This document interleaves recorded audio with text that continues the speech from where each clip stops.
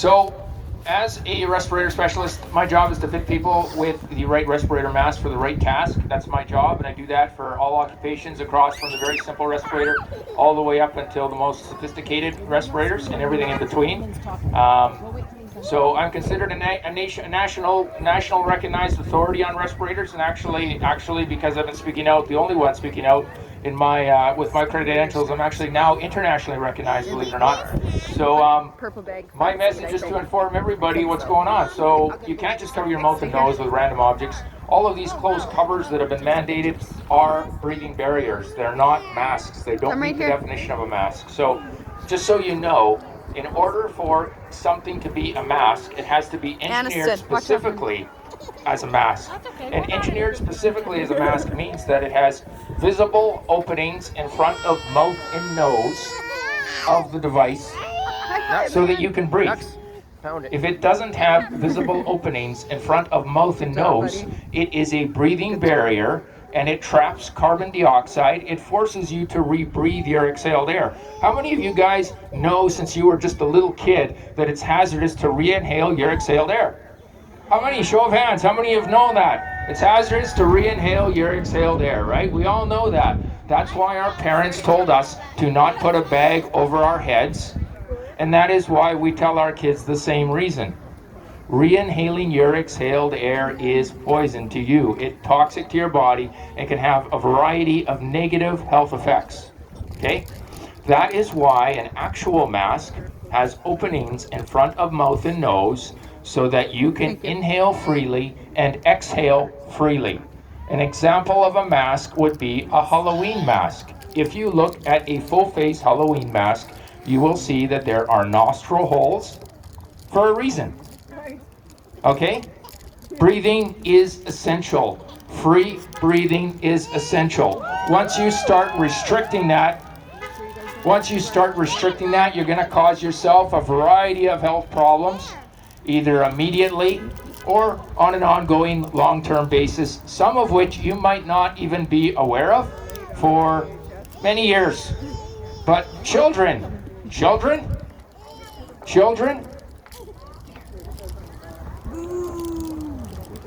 restricting the breathing of children with a breathing barrier that blocks the flow of air in and out of your mouth and nose, forces you to re-inhale your exhaled carbon dioxide. Why? Because it's a closed cover. Yes, there's some air coming in, and yes, there's some air going out, but it impairs the flow, the normal, natural flow of breathing that we need for good health.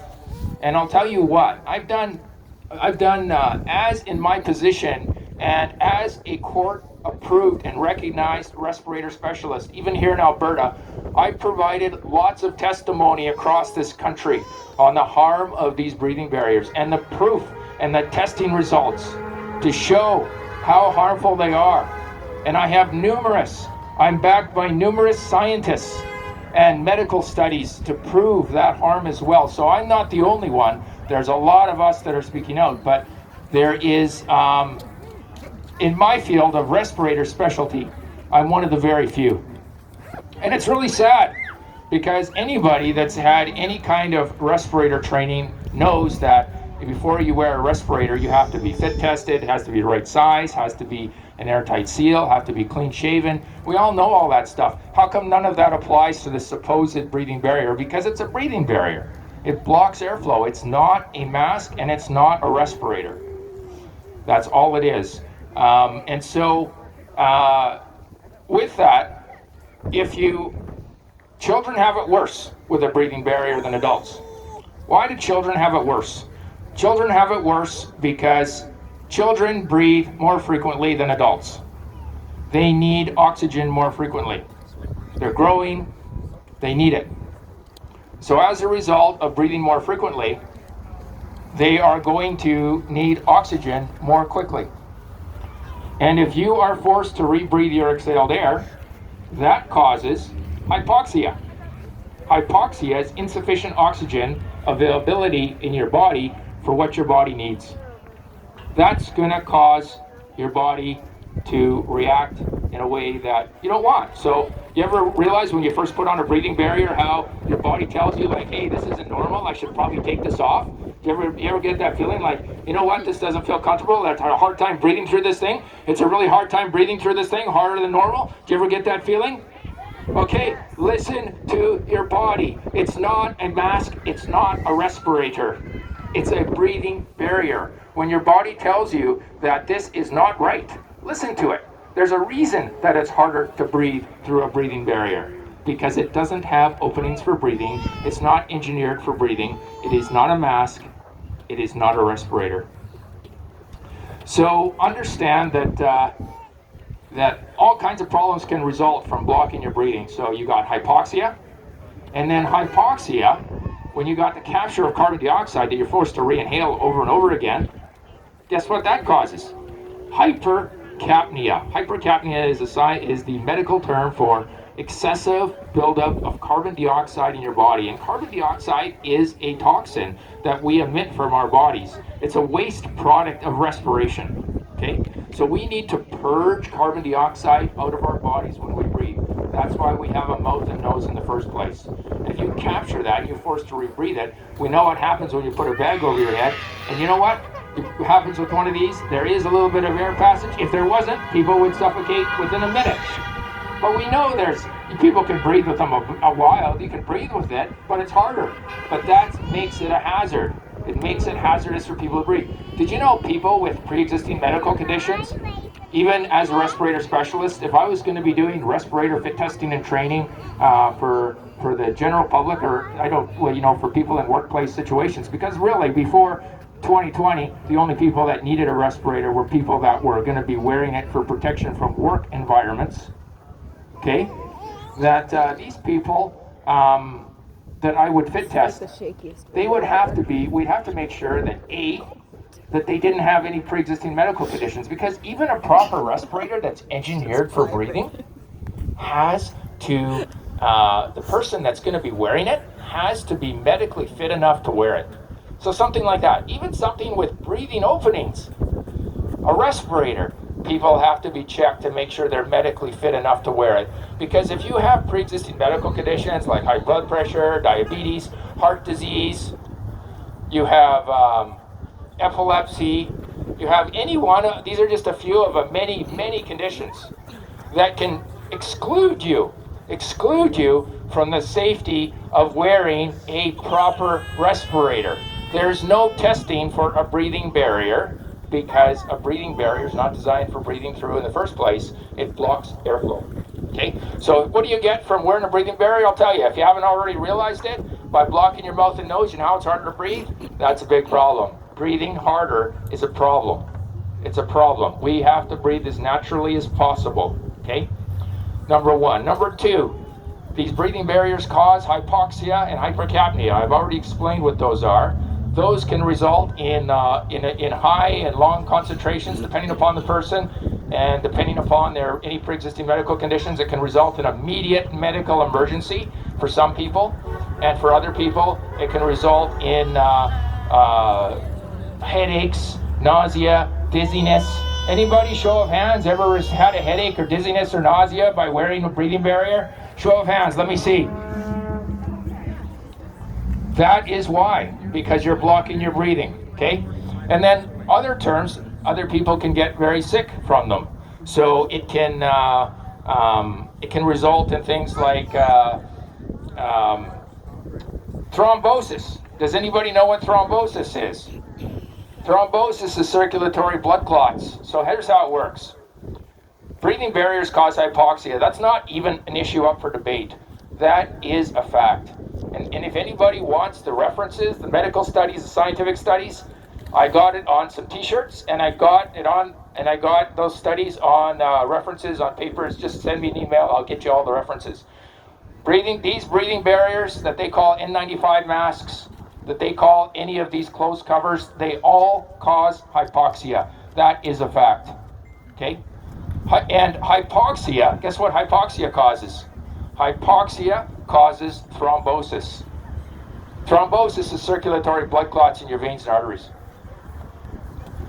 Do you know what else is known to cause thrombosis? The current shots that are mandated. And you know what? We have to understand that anytime you should be, and honestly, as a respirator specialist, the last 22 years, I never, ever thought the day would come where I would be speaking in front of the public, telling them it's not a good idea to block the airflow from your mouth and nose with objects. I never, ever thought that I'd ever have to tell people blocking airflow from your mouth and nose is not healthy, not a good idea. Woo! But here I am, and so I really hope that that you guys learn that. Now, if you wear a proper respirator, will that protect you from a coronavirus known as COVID? A proper respirator, will it protect you? No, it will not protect you. The only respirator that can protect you from inhalation of a virus, I know, I teach biohazard teams, I teach biohazard response teams for a living. The only respirator that could protect you from inhalation of any virus is a self-contained breathing apparatus, and that is what firefighters wear to go into a smoky building. That's the only one, okay? But the problem is guess what? You can't wear a self-contained breathing apparatus. It's not practical, and I'll tell you what else. Even if you wore, in a virus environment, if you wore a self-contained breathing apparatus, you still would not be protected. And you know why? Because viruses can enter your eyes as easily as mouth and nose. Did you know that? Did those people pushing the breathing barriers ever tell you that? Viruses enter eyes as easily as mouth and nose? Did they tell you that? No. Somehow that's missing, right? No recommendation of eye protection or sealing goggles with these breathing barriers. Because if you don't have your eyes covered and protected, you got the best protection on the mouth and nose, you got nothing from viruses. Your skin also breathes. Viruses can also transmissible through skin. So that's how small they are. They're so small that you need one of the most powerful electron microscopes on the planet to even see that they exist. Can you imagine how small that is? You're not filtering it. There's no filters for it. You can't filter viruses. It's impossible, even with the most sophisticated filtering respirator on the planet. So how do we protect ourselves from viruses? How did we protect ourselves from viruses in 2019? How did we protect ourselves from viruses in 2015? How did we protect ourselves from viruses in 1980? And every time before that? How did we do it? Immune system. Woo! We protect ourselves, and coronaviruses, they're responsible for the common cold. That's why COVID symptoms are so similar to the common cold, because coronaviruses have been around forever, and the common cold is actually one of them. So how do we protect ourselves? Well, you stay healthy, right? You have a healthy diet, you get moderate exercise, you get sunshine, you have low stress environments. You don't restrict your oxygen flow. That's one of the worst things you can do. I mean, think about it like this, you guys. Think about it like this, okay? How long can you survive without air? Oxygen and air? Not long. A couple minutes. How long? You can survive a lot longer without water, a lot longer without food. But oxygen, believe it or not, is a nutrient. It's the most essential nutrient we need for our bodies. So breathing barriers, hypoxia, thrombosis, hypercapnia. But that's not it. I'm not done. That's not all the harm that they do. Okay, you want to know what else they do? Well, when you got a closed cover over your mouth and nose that doesn't have an exhalation valve to purge exhaled carbon dioxide, guess what else? Not only does it force you to rebreathe your exhaled air, unlike a real respirator that has an exhalation valve, you talk to any emergency responder, you talk to law enforcement about what types of full face masks they use for CS gas and such, and they'll tell you, guess what? They have an exhalation valve in those respirators. It's for a reason, okay? So exhaled air gets purged out the exhalation valve so you don't re-inhale it. But not only does exhaled air get pushed out from carbon dioxide and oxygen as well, but you also have heat and moisture that gets purged out the exhalation valve with every exhalation. That is important because if you have a closed cover in front of your mouth and nose, it traps heat and moisture in the inside material of the cover. And what do you think that does when your warm breath keeps that warm and moist, ongoing basis? What do you think that does? It breeds bacteria and fungus in the material of the cover in front of your mouth and nose, because it's a closed cover breathing barrier, and that breeds bacteria and fungus that you are directly inhaling from. Does that sound like a good idea? Show of hands, who says that's not a good idea?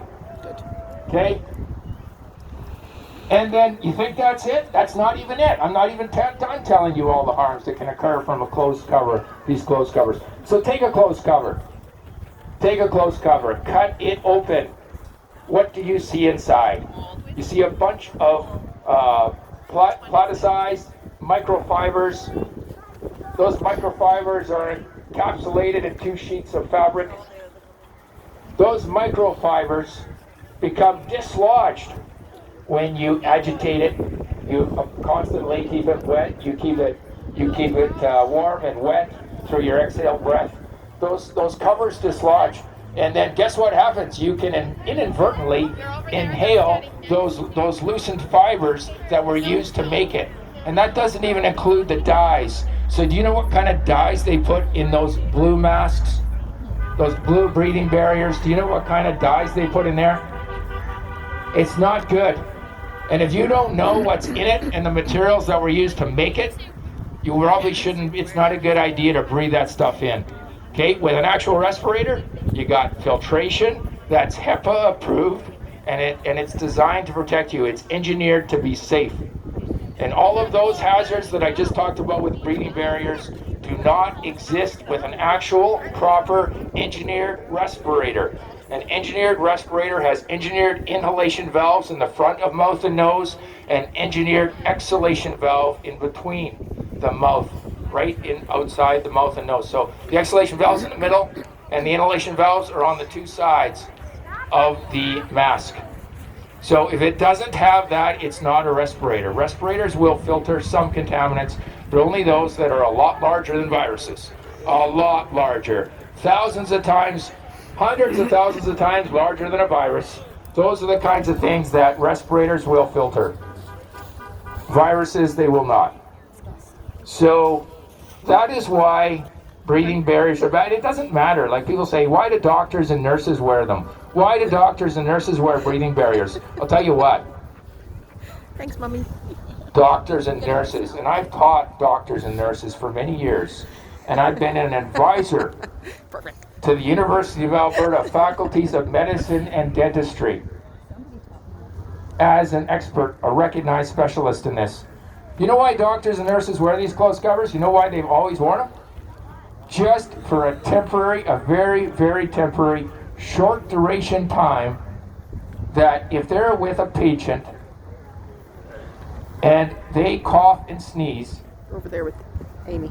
that if they're in surgery and they cough and sneeze, that acts as a barrier, Peyton. so that cough or sneeze of their mucus Hunter doesn't running around go the tree, I into the think. open operating exposure of the person on the operating table. And by the same token, if that person spurts some blood or other bodily fluids, then it doesn't land on their mouth and nose, but it lands on the outside of the cover over their mouth and nose. It's designed as a cover. Doctors and nurses don't wear it for respiratory protection for viruses. And you know what? Doctors and nurses are not the authority on respirators. That's my job. That's my credentials. Woo! You know why doctors and nurses wear them? Because they're told to wear them.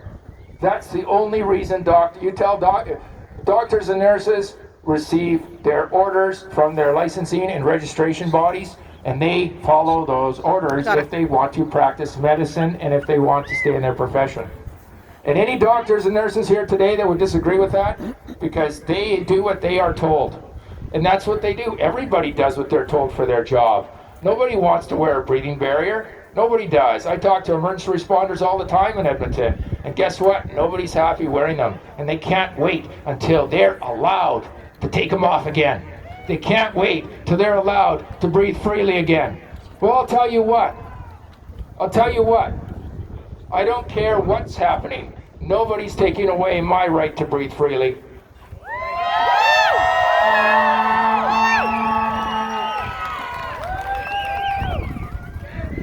That is why doctors and nurses wear them as temporary covers. And did you know doctors and nurses, when they wear these closed covers, guess what? They have to take them off and replace them right away. And they can't wear them. They're not supposed to wear them for more than 15 minutes at a time. More than 15 minutes at one time. Because it's for short duration and then to be immediately discarded afterwards. That was the only intention for doctors and nurses to wear them at all. And operating rooms are kept with higher levels of oxygen to compensate for the oxygen. Did you know that oxygen rooms, or not, ICUs and operating rooms are kept with higher oxygen? Did you know that? There's doctors and nurses that know that. Okay, so any doctors and nurses, why don't you tell the public how operating rooms are kept at higher concentrations of oxygen to compensate for the oxygen barriers, the breathing barriers that you're temporarily wearing to block and capture potential fluid exposures, to protect your mouth and nose, to protect you and the potential patient. You need to know that. People need to know that, because everyone sees and thinks that that this is something that's filtering viruses. It's not. You can't filter viruses. It's impossible. That's right. So those are the harms. So what are the harms that I said for breathing barriers? Number one was what? What was one of them? Hypoxia. Hypoxia, insufficient oxygen. Number two? Thrombosis. Hypercapnia. Thrombosis. Thrombosis, circulatory blood clots in veins and arteries. Number three? Hypercapnia. Hypercapnia, excessive toxic carbon dioxide exposure to your body. Do you know if you have hypoxia severe enough or hypercapnia severe enough, you can experience organ failure? Did you know that? That's a fact. That's a fact. That's not my words. That's a fact. Okay. Three. You get the dyes, you get the fibers out of these breathing barriers coming apart, and people are inhaling them. Do you ever get the feeling, do you ever know anybody, or did you ever get the feeling wearing a breathing barrier that you had the sensation that you had a swallowed hair in the back of your throat? You had like a little bit of hair irritation in the back of your throat when you're wearing it? You can't quite place it. You have a little irritation in the back of your throat when you're wearing a breathing barrier. You know why? Because you are inhaling the fibers of the material of the closed cover. That is why. That is not healthy. That is not good. Also, the disease, it's a disease generator for breeding bacteria and fungus that you're inhaling. Why do you think people are walking around with rashes on their faces, taking off their breathing barriers? You see big rashes on their faces? You ever see that? You see that people have more dental issues? Anybody here, show of hands, dental issues wearing breathing barriers, or know of anybody with dental issues with breathing barriers? Anybody at all? Show of hands. Anybody heard of anybody with increased dental issues? Okay, good. You see that? There's some hands going up. What about facial rashes? Anybody facial rashes? Show of hands. Anybody at all that experienced problems with that? There's a reason for that. Real respirators don't cause that. Okay. And then, what about bacteria infection that you inhale? What about lung infections, things like that? All of those things that will cause breeding bacteria and fungus in front of your mouth and nose, and then inhaling, exhaling on an ongoing basis is really bad. And I'll tell you what, if you put a breathing barrier on, it's going to cause hypoxia. But if you're exercising, or you put it on a child, it's going to be even more severe.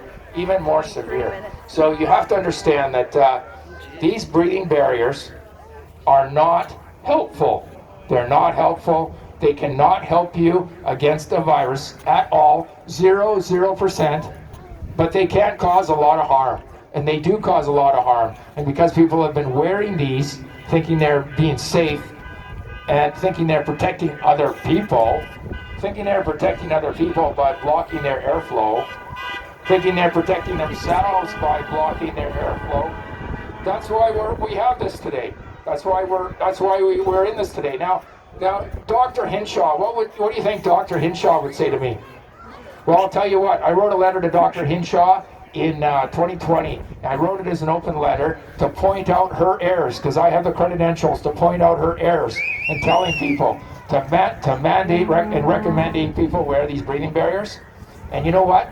You know what kind of response I got from the 23 doctors in charge of public health in Alberta? Okay. And I got from Dr. Hinshaw? I got read receipts. And you know what? No comment. And media, many mainstream media have approached Dr. Hinshaw for a response or office, and they have made it clear to other media that they will not be issuing a response. And I'll tell you why they're not issuing a response. Because they got two choices. Hinshaw's office has two choices. They could either say, you know what? We're going to ignore this guy, or we're going to admit that he's right. That's the only two choices they got. They can't say I'm wrong. Nobody with any credentials has ever said I'm wrong, and nobody with any credentials could ever say I'm wrong. I don't know a lot about everything, but I know respirators inside out. It's been my specialization for 27 years.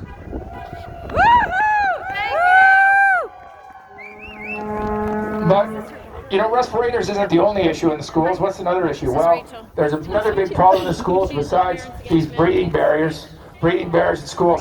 These sanitizers. How many of your children have been mandated to apply sanitizer to their hands in school? Show of hands. How many of your children have been mandated to apply sanitizers? And how many of your children have complained of rashes or burning wearing sanitizers? How many of your children have complained of skin irritation with these mandatory sanitizers? How many of your children? Show of hands. Look around you. Look around and see how many of you there are. So many of you, of your children complaining. Why do you think your children complain of rashing and burning with these sanitizers that are mandated in school? Why do you think that is? Because they're not safe for skin. They're not safe for skin. Now, is that crazy? Who am I to say that these sanitizers that the government has mandated are not safe for skin? Well, I'll tell you what, anyone can get that information. It's easy to find. Easy to find that information. You know where to find it? Well, as anybody here, show of hands, anybody that's taken women's training before. Women's. Anybody, show of hands, women's training. Anybody? Okay. In women's training, what do they teach you? They teach you before you handle any chemical whatsoever, you have to have women's training. And in women's training, you learn that before you handle a chemical, any chemical, you have to read the material safety data sheet to safely handle that chemical. So has anybody ever looked at the data sheets of these sanitizers that are mandated for your children? Has anybody looked at it? Because they'll tell you what you can do. I tell you what you can do, how easy this is. All you have to do is put it online, put it into a Google search, put in the name of the product, MSDS search, and it'll bring up the data sheet of that product. And that's all you have to do. So it'll bring up the data sheet, but I'll tell you what, some of the common warnings on the data sheets are this, is that one of them is like avoid skin contact. So an actual MSDS sheet for a sanitizer could say avoid skin contact. Some of them say wear rubber gloves before handling. Some of them say wear goggles and a face shield before handling. And I want to know, are they telling your children that if this sanitizer gets in their eyes, it could potentially cause blindness? Are they telling your children that? Are they? Are they telling your children that? No. Are they telling your children that if it makes skin contact, that they should wash exposed skin surfaces for 15 minutes with running water? Are they telling your children that? No. Okay. Well, it says it on the material safety data sheet for safe handling of those products. And they have an obligation to follow those orders. It's a workplace health order to follow the women's data sheets. Now I want to know as well, I want to know this, are they mandating and educating your children that they have to protect wear rubber gloves before handling containers of sanitizer? Are they telling your children that they need to wear goggles in case of accidental eye exposure when handling these chemicals of sanitizers? And I want to know if they are telling you that if they get it in their eye, that it can cause blindness, because it can. These are things that I want you to tell.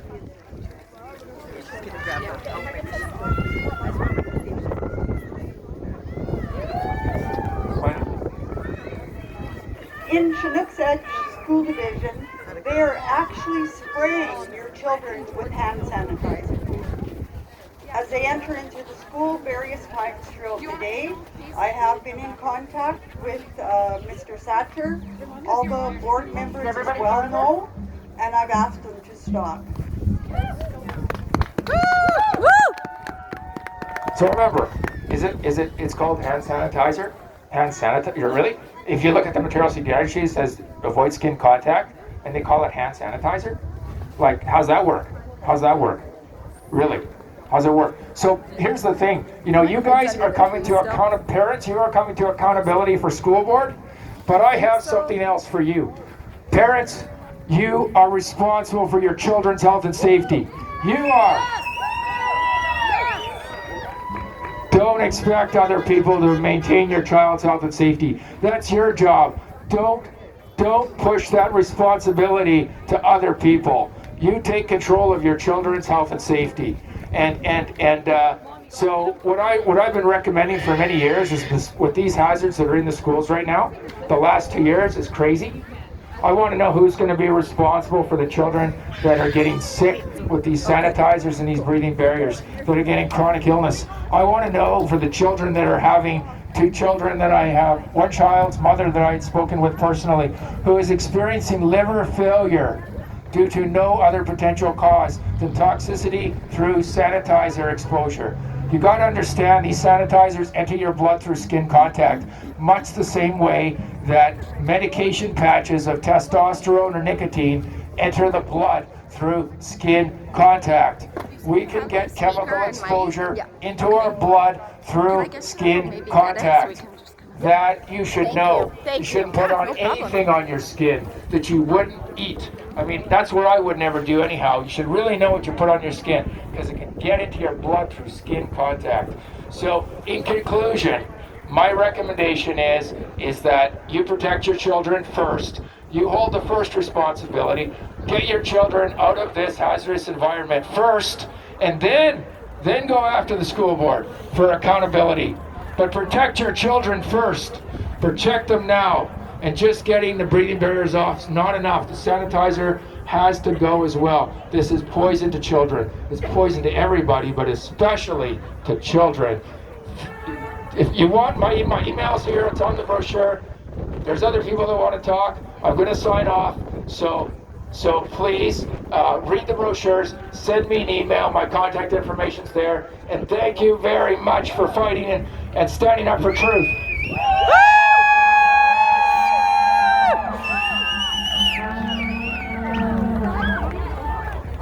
Who's talking next? Who's up?